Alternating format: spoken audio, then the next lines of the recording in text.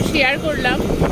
মানে আমি দেখি ট্রেনে বাসে যখন যাতায়াত করি তখন তো দেখি জলযাত্রীরা যে আসে যায় এরকম তো দেখতে পাই, কিন্তু এইভাবে রাস্তায় যে, কারণ আমি এসেছি যেখান দিয়ে সেই বৈদ্যবাটি চৌমাথা থেকে পুরো জল নিয়ে মানে নিমাইতীর্থ ঘাট থেকে জল নিয়ে টানা তারকেশ্বর অবধি সবাই এই তীর্থযাত্রীরা জলযাত্রীরা সব হাঁটতে হাঁটতে যায়, সবাই আমরা জানি।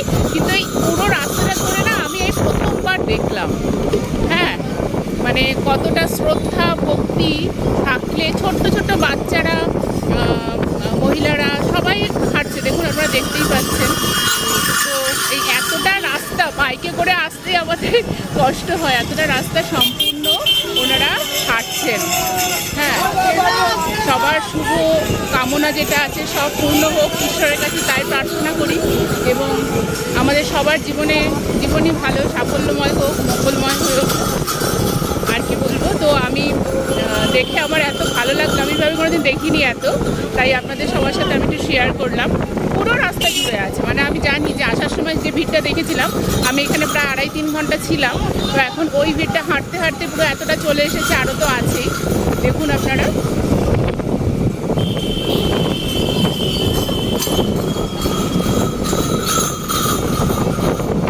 সবাই একদিকে এখন, আর ফেরার সময় সব মানে যারা আসছে সব ট্রেনেই ফেরে, কারণ আমি দেখেছি যখন আমি যাতায়াত করি তখন দেখতে পাই ট্রেনে প্রচুর, কিন্তু এই এতটা রাস্তা জুড়ে এইভাবে হাঁটতে আমি এই প্রথমবার দেখলাম। ঠিক আছে, রাস্তায় প্রচণ্ড জ্যাম, তো এতক্ষণ ধরে মোবাইল ধরে রাখাটাও খুব মুশকিল। আপনারা সবাই ভালো থাকবেন। হর হর মহা